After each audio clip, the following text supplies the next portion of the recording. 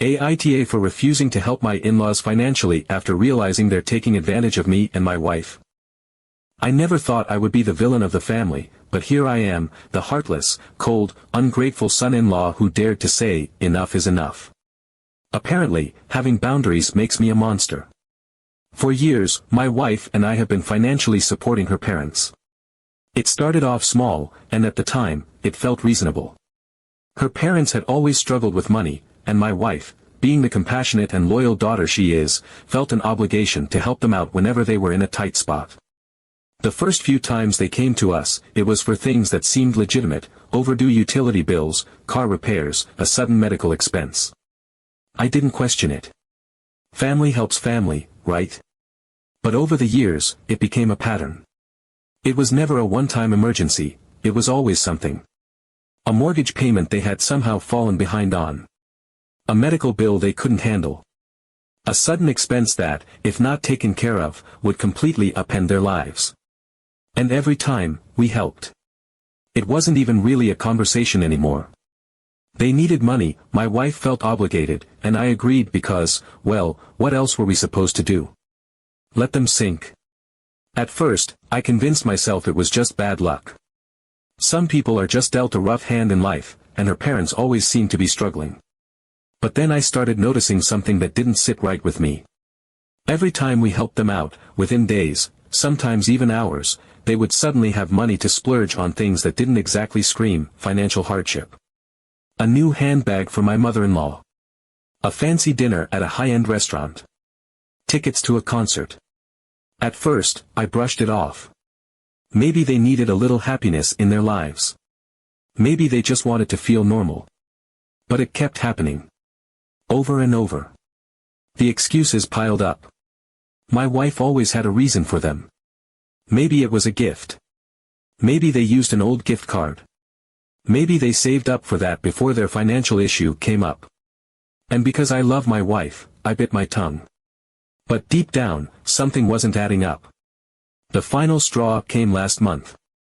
My mother-in-law called my wife, sobbing on the phone about how they were in serious trouble. She told my wife that they had overdue medical bills and were drowning. She said that if they didn't get help, they didn't know how they were going to afford basic necessities. My wife, naturally, panicked. We wired them a significant amount of money. It wasn't just some spare cash we had lying around, it was money we could have used for our own savings, for our future. But we told ourselves it was necessary. This was an emergency. And then, a few days later, my mother-in-law posted on Facebook. Much needed getaway. Relaxation at last. The pictures were clear as day. She and my father-in-law were at a luxury resort, drinks in hand, grinning ear to ear like they didn't have a care in the world. They weren't struggling. They weren't drowning. They had played us, and we fell for it. Again. I showed my wife, and for the first time, I saw doubt in her eyes. But she still tried to defend them. Maybe they had this plan before the medical bills came up. Maybe they used a different credit card. Maybe a friend paid for it. But the more I dug, the more obvious it became. There were no overdue medical bills. They had lied, straight to our faces, just to fund their little vacation. That was it for me. I told my wife we were done. No more money. No more bailing them out. If they could afford a luxury resort, they could afford to figure out their own damn finances. My wife was hesitant. I could see her struggling with it. She has always felt responsible for them, like it was her duty to take care of them. But even she couldn't deny how messed up this was. So, we agreed. No more handouts. When we broke the news to them, they lost it. My mother-in-law called us ungrateful, crying about how we were abandoning them. My father-in-law accused me of manipulating my wife, telling her that I was turning her against her own family. Then they dragged other relatives into it. Suddenly, we were getting messages from cousins, aunts, and even family friends, all saying the same thing, but their family. You have the money, why wouldn't you help? They raised your wife, you owe them. And now my wife is second-guessing everything. She keeps asking if we're making the right decision, if maybe we're being too harsh. Meanwhile, I feel like I'm losing my mind because, somehow, I'm the villain for not wanting to be taken advantage of anymore. I don't know what to do. I love my wife, and I understand why this is so hard for her. But I cannot keep lighting money on fire for people who refuse to be responsible adults. And yet, here I am, the bad guy. Update 1. We thought that after a categorical no, they, if they did not change, would at least leave us alone. How wrong we were. For the first few days, it was quiet. Too quiet. The kind of silence that feels unnatural, oppressive, almost staged. No phone calls from my mother-in-law dripping with passive-aggressive concern. No desperate texts from my father-in-law detailing some new financial disaster that only we could solve. No guilt-tripping messages from extended family reminding us that family takes care of each other. Nothing. It was like they had vanished overnight. My wife and I cautiously allowed ourselves to believe that maybe they had finally gotten the message. That the reality of no longer being able to siphon money from us had forced them into facing their own financial responsibilities. That, whether they liked it or not, they had no choice but to finally stand on their own 2 feet. But something about the silence didn't sit right with me. It wasn't just an absence of contact, it was a vacuum, an intentional withholding, the kind of silence meant to create doubt, to make us feel the discomfort of it. Like a petulant child holding their breath, waiting for someone to panic. And sure enough, it started working on my wife. The first day or two, she seemed relieved. The weight of their constant demands lifted. But by the 3rd or 4th day, I could see the unease creeping in. She started checking her phone more often. Wondering aloud if everything was okay with them. Overanalyzing their lack of response, as if this sudden absence of manipulation was somehow a red flag in itself. I could feel her unraveling, her deeply ingrained sense of duty fighting against the logical part of her that knew we were being taken advantage of. And then, right when she was at her most vulnerable, the call came. 2 weeks after we severed the financial connection, her mother called. The moment my wife answered, I knew. I could hear the sobs through the speaker before my wife even put the phone to her ear. Hysterical, dramatic, gasping like she had just barely found the strength to make the call at all. She said she was sick. That the stress of our betrayal had become too much for her. That her heart couldn't take it, that the pain of what we had done was literally making her ill. That she could hardly get out of bed. That her body was shutting down from the emotional torment of knowing her own daughter had abandoned her in her time of need. My wife's face went pale, her fingers tightening around the phone, eyes already glassy with tears. She didn't know what to do. How could she know what to do? Her mother was ill. She needed medication. She needed care. And of course, they had no money for it. I watched my wife unravel in real time. It was like watching someone be dragged under by a rip current, caught between the logic of knowing she should swim parallel to the shore and the panic of feeling like she was already drowning. Her parents had conditioned her well. This was the moment they had spent years preparing her for. The mere idea that her mother might be suffering because of her decision was unbearable for her. That's what they had ingrained in her since childhood, that her role was to fix, to sacrifice, to make things better no matter the cost to herself. It wasn't just money to her. It was an emotional contract. The second her mother started crying, it was like she owed her something. But I had heard this song before. I had memorized the lyrics. I had seen the performance, watched every act unfold in perfect sequence. This wasn't a cry for help, it was a test. A demand. A power play wrapped in the illusion of desperation. And I wasn't buying a single word of it. I suggested something simple. If her mother was truly sick, if she really needed medicine, then she could prove it. All she had to do was send us a photo of the prescriptions. A diagnosis from the doctor. Anything tangible that showed this wasn't just another manipulation tactic. If there was a real medical issue, we weren't monsters. We would find a way to help, whether that meant sending her the actual medicine or covering it directly with the pharmacy. What we wouldn't do, under any circumstances, was put money into their hands again. The response was immediate and explosive. There wasn't a single beat of hesitation, no moment of consideration. Just rage. An offended, furious outburst about how dare we question her. Her mother gasped and sobbed, her voice shaking with the kind of indignation only a master manipulator can summon. She raged about how heartless we had become, about how my wife had changed, about how she couldn't believe her own daughter would be so cruel, so cold, so unrecognizable. And of course, the cherry on top, the emotional dagger meant to cut the deepest, was her accusing us of forcing her into this condition in the first place. That if anything happened to her, if she died from the sheer stress and heartbreak of our betrayal, it would be our fault. She would make sure everyone knew that her own daughter had abandoned her in her final days. My wife crumbled under the weight of it, spiraling into guilt and doubt. I could see it happening, her mother's words sinking in like venom, poisoning the small, fragile part of her that had dared to hope for freedom from this cycle. And for a moment, I almost saw her break, the way she had so many times before. But I had reached my limit. I wasn't going to stand by and watch them manipulate her again. They weren't asking for help. They were demanding unquestioning obedience. This wasn't about money. It never had been. It was about control. The second we put conditions on our generosity, the mask slipped. They weren't actually looking for a solution to a problem.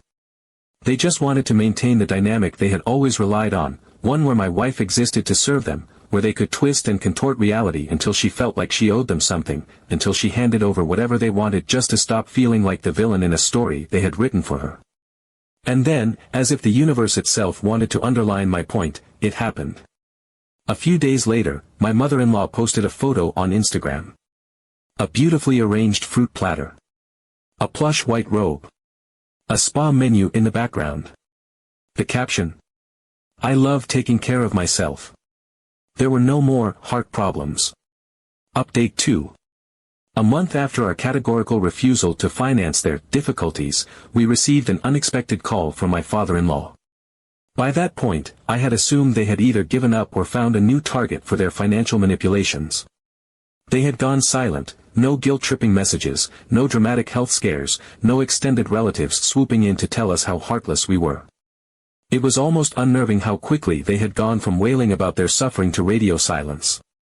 The absence of their usual theatrics should have been a relief, but instead, it felt like a void, a pause before the next act of their ongoing performance.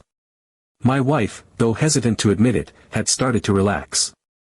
She had been carrying the weight of their constant demands for years, a burden she had convinced herself was hers to bear. But now, without their relentless crises gnawing at her every waking moment, she was lighter. She smiled more, she slept better, and for the first time in what felt like forever, she wasn't waiting for the next emotional ambush. Still, in the back of my mind, I knew it was only a matter of time before they resurfaced. People like them don't just stop. They regroup. They strategize. And when they come back with something bigger. When my wife's phone rang and his name flashed on the screen, I immediately felt that familiar tension coil in my chest. I recognized the number instantly, and I knew there were only two possible reasons for this call: either they had cooked up a fresh crisis designed to lure us back in, or they had escalated to something even worse.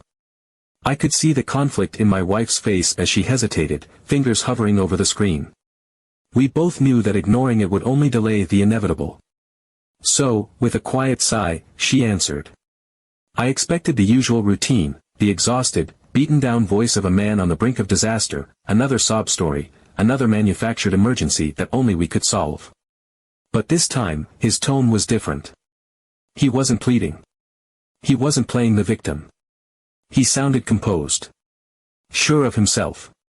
Almost smug. And that's when I knew this wasn't just another desperate attempt to wring money out of us. This was something else entirely. He told my wife that it was time we paid them back. Not help them, not support them, repay them. He claimed that years ago, when we had first gotten married, he and my mother-in-law had taken out a loan for us. That at the time, when we were struggling to afford a decent apartment, they had stepped in as loving parents and secretly shouldered that burden. That they had never told us about this debt because they didn't want us to feel guilty. That they had carried it for years, without complaint, out of the goodness of their hearts. But now, after all this time, their own financial struggles had become too much to bear, and it was only fair, only right, that we finally paid them back. I felt my grip tighten on the arm of the couch. The sheer audacity of it almost knocked the wind out of me. It wasn't just a lie, it was a deliberate rewrite of history. A carefully crafted fabrication, designed to back us into a corner. There was no loan. There had never been a loan. These were people who had never once lifted a financial finger for us, who had never so much as chipped in for a dinner, let alone taken on a massive debt in our name. My wife and I had worked. We had saved. We had built our lives together from the ground up, without a single dime from them. And now, suddenly, at the exact moment we cut them off, they conveniently remembered a long-buried financial favor. I could hardly hold back my laughter. It was so absurd, so utterly detached from reality, that for a brief second, I almost admired the sheer boldness of it. They weren't even asking for money anymore. They had abandoned the pretense of need, discarded the act of helplessness. They had moved on to full-blown entitlement. This wasn't begging. This was demanding. In their minds, we owed them. And they had convinced themselves that if they said it with enough confidence, if they delivered the lie with enough conviction, we might actually fall for it. I glanced at my wife, waiting for the familiar signs of her internal struggle, the mental gymnastics she always went through to justify their behavior. But this time, she didn't rush to their defense. She didn't grasp for explanations. She didn't try to soften the situation. She just sat there, still and quiet, her expression unreadable. The silence stretched between us, thick and heavy. And for the first time, I think my father-in-law started to realize that his performance wasn't landing the way he had expected. Then she spoke. Calm, measured, steady. She told him that if he could find even one document, just one piece of proof, that showed they had taken out a loan for us, that they had ever paid for anything on our behalf, that there was any record of this so-called debt they had carried on their shoulders for years, then they should show it. The response? A long, stuttering moment of angry mumbling. Update 3. If I thought they would give up, then I clearly underestimated their resourcefulness. A few more weeks passed without contact, and for the first time in years, life felt peaceful.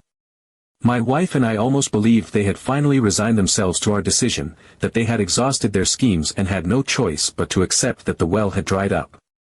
No more guilt trips, no more fabricated crises, no more manipulative pleas. The silence stretched on, and with each day that passed, the weight on my wife's shoulders seemed to lift a little more. Then my birthday came. My wife, wanting to do something special, planned a surprise dinner at one of my favorite restaurants. It was a place I had always loved, intimate, dimly lit, with incredible food and a warm atmosphere. She made the reservation, kept everything secret, and when we arrived, I could see the excitement in her eyes. It was meant to be a night just for us, a celebration of everything we had built together, free from the burdens of the past. For the first time in a long while, it felt like we were finally stepping into a life that was truly ours. We were halfway through our meal, laughing over shared memories, when the shift in energy was immediate. It started as a slight prickling at the back of my neck, that uncanny sense of being watched. Then, in the periphery of my vision, I saw them. My mother-in-law and father-in-law, standing just inside the entrance, scanning the room. The fact that they had found us was disturbing enough. This was not a restaurant they typically frequented, it wasn't even in a part of town they ever visited. There was no chance this was a coincidence. And then the theater began. They approached the table, their faces stretching into exaggerated expressions of surprise, as if they had just stumbled upon us by pure accident. Loudly, they remarked on how unexpected this was, how crazy it was that they had ended up at the same restaurant, at the same time. Their voices carried through the quiet dining space, ensuring that everyone nearby could hear them. It was calculated. This wasn't just a run-in. This was a performance. Then, the script changed. Their feigned excitement turned to solemnity. They sighed heavily, shifting their weight, lowering their voices just enough to make it sound personal but loud enough that other diners could still catch fragments of their words. They began talking about how difficult things had been for them, how they could no longer afford a normal meal, how they had been living on nothing but pasta and ketchup. They spoke as if they were confessing a great hardship, painting themselves as the tragic protagonists of an unfair story. My wife and I sat frozen. This wasn't just an attempt to guilt us, it was an ambush. They knew exactly what they were doing. This was about public pressure. They weren't looking for a private conversation. They were creating an audience, ensuring that we were backed into a corner where doing nothing would make us appear heartless. I could feel my wife's tension, the way her body stiffened beside me. The moment was engineered to prey on her worst fears. It wasn't just about the money anymore, it was about reputation. About forcing us into submission by making sure we were watched, scrutinized. If we didn't cave, we wouldn't just be disappointing them, we would be exposing ourselves as ungrateful children in front of an entire room of strangers. And then, my mother-in-law played her trump card. Right there, in the middle of the restaurant, she started crying. Not a quiet, dignified weeping. No, this was theatrical, loud, attention-grabbing. Her shoulders shook, her breath hitched, and then, as if on cue, she wailed about how we had done this to them. How we had abandoned them after all they had sacrificed. She sobbed that they had given us everything, that they had raised my wife with nothing but love and devotion, and now, when they were at their lowest, we couldn't even help a little. Heads turned. Forks paused mid-air. Murmurs rippled through the restaurant. It was exactly what she wanted.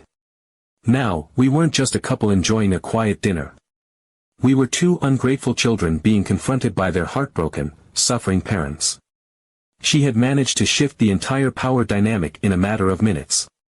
But we had seen too much, endured too much, to fall for it anymore. We stood up.